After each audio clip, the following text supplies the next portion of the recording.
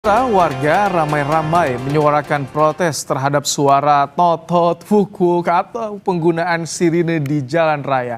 Sebab strobo dan sirine ini kerap disalahgunakan atau tidak sesuai aturan yang justru mengganggu pengguna jalan.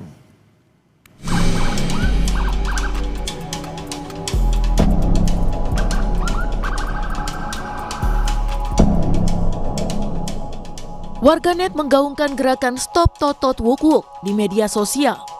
Gerakan ini sebagai protes atas maraknya penggunaan sirine dan strobo yang tidak sesuai aturan.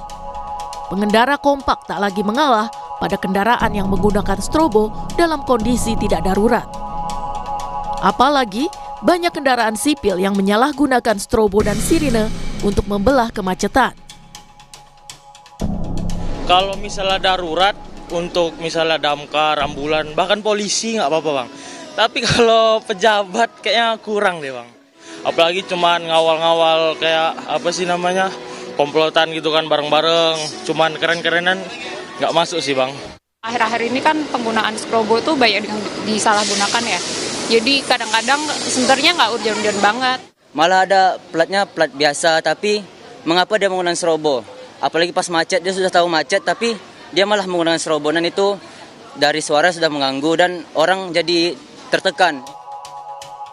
Merespons keluhan masyarakat, Mensesnek Prasetyo Hadi bilang pihaknya sudah mengirimkan surat edaran kepada pejabat negara soal penggunaan sirene dan strobo di jalan raya. Memang ada undang-undang yang mengatur itu, tetapi lebih daripada itu yang kalaupun kemudian fasilitas itu dipergunakan, tentunya kita harus memperhatikan kepatutan, kemudian memperhatikan ketertiban masyarakat pengguna jalan yang lain, sehingga bukan berarti menggunakan fasilitas tersebut terus boleh semena-mena atau boleh semau-maunya itu. Respons juga diberikan Kepala Korps Lalu Lintas Polri, Irjen Agus Suryo Nugroho.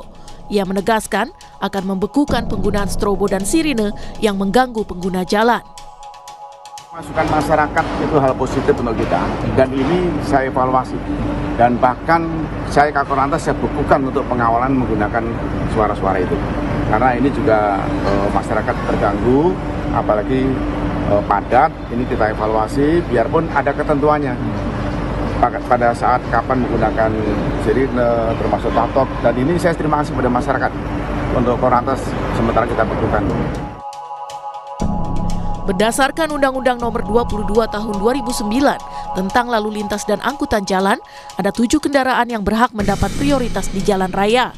Di antaranya, ambulans yang mengangkut orang sakit, pemadam kebakaran, kendaraan untuk pertolongan pertama pada kecelakaan lalu lintas, pimpinan lembaga negara, dan konvoi kendaraan untuk kepentingan tertentu. Tim Liputan Kompas TV.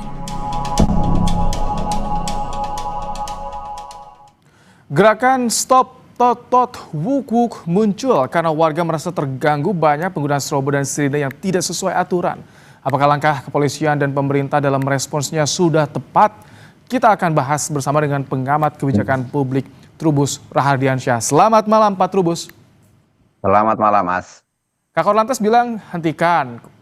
Mensesnek bilang sudah ada edarannya, lebih dari itu bahkan. Cukup untuk menghentikan fenomena strobo dan juga sirine pribadi ini di jalanan.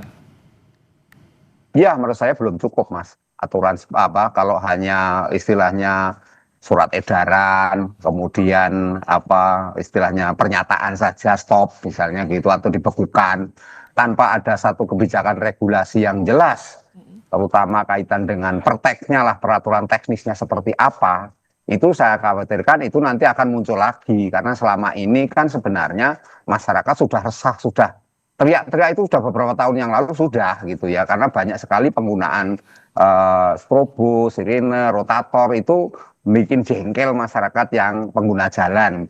Yang kedua, memang persoalan selama ini lebih kepada seringkali prakteknya itu deal-dealan di jalan itu. Jadi ada faktor perilaku koruptif lah menurut saya yang menyebabkan persoalan ini kemudian masyarakat akhir-akhir ini itu mulai gerah gitu ya. Sebenarnya gerahnya sudah lama, cuman sekarang ini lebih berbentuk gerakan, Mas. Oke. Ketika gerakan yang disebut dengan tok-tok walk Tadi itu. peraturan teknis itu berkaitan dengan sanksi, Pak Trubus. Oh ya, kaitannya dengan sanksi. Sanksinya tidak hanya kepada korlantas polisi yang melakukan itu, juga kepada ini penggunanya. Karena kan gini, Mas, untuk pengguna yang ilegal atau pengguna yang mungkin dilegalkan juga, itu kan kadang-kadang mereka itu hanya flexing, Mas, pamer, misalnya punya mobil baru, mereka umumnya orang UKB, orang kaya baru, atau baru jadi pejabat.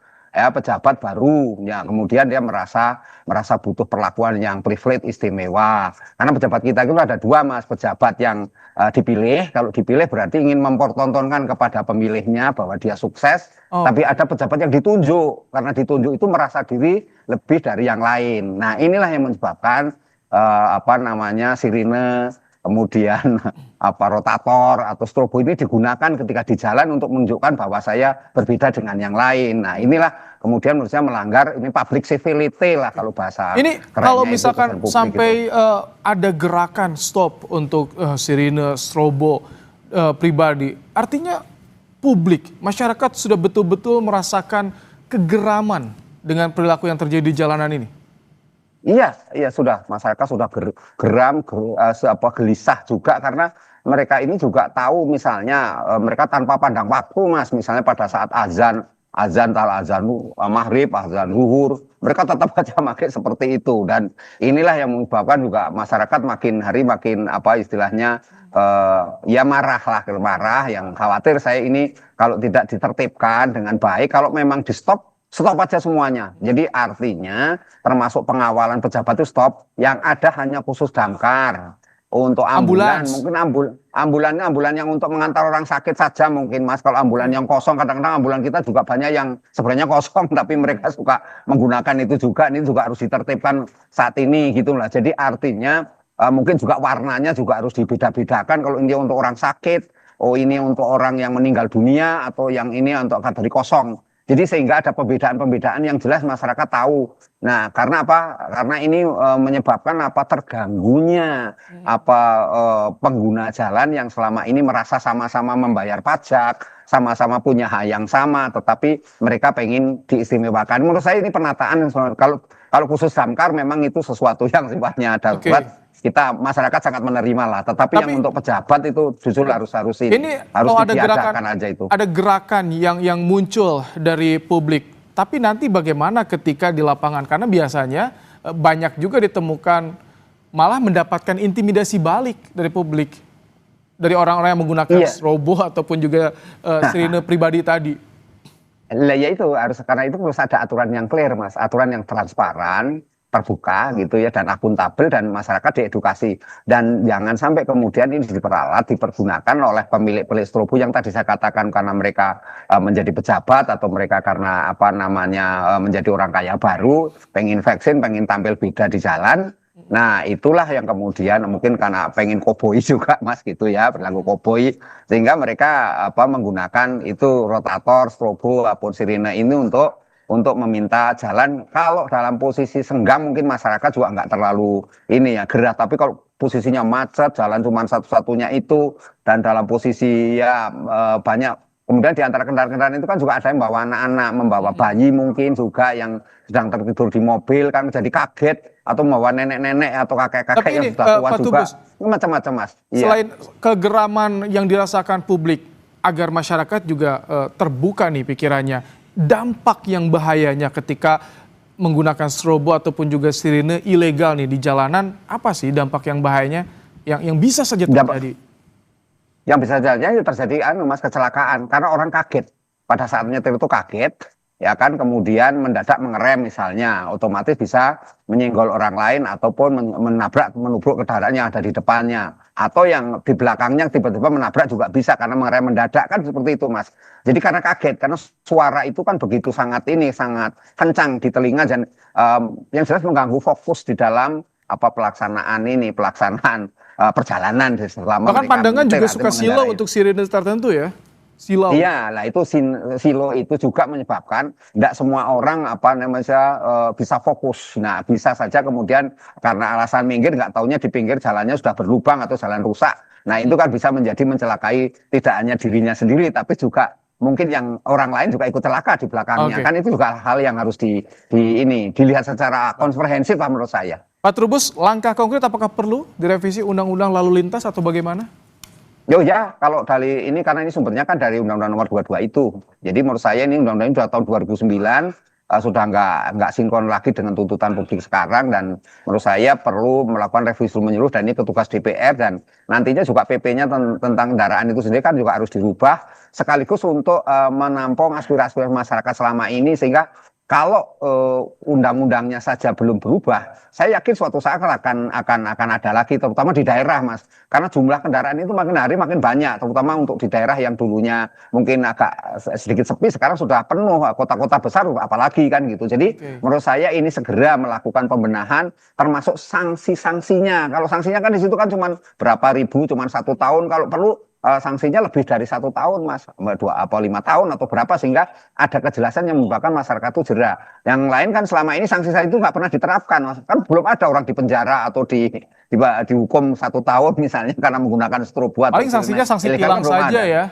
Iya, sanksi tilang atau malah cuman edukasi. Kadang-kadang polisi-polisi kita ini ya karena sifatnya melindungi, sifatnya empati, sifatnya juga pembinaan ya. Kadang-kadang sifatnya hanya teguran saja secara ini. Kalaupun itu juga ada masyarakat yang lainnya, menurut saya memang masyarakat diberikan ruang aduan juga, Mas. Kalau ada aturan yang jelas, masyarakat bisa mengadu, ya kan. Sekaligus juga kalau merasa dirugikan, misalnya lagi ada yang sakit atau apa, kemudian kaget karena ada sirine, itu juga bisa menggugat misalnya, kan itu hal-hal yang perlu, atau semacam class action lah misalnya. Artinya di situ ada aturan mekanisme prosedur yang jelas gitu loh, Mas, ketika memang ini menjadi nanti jadi aturan yang bisa dipakai untuk menggugat lah kira-kira. Menarik ya, ditunggu bagaimana nanti revisi Undang-Undang Lalu Lintasnya, sanksi yang konkretnya. Terima kasih Pak Trubus telah berbagi pandangan di Kompas Malam hari ini.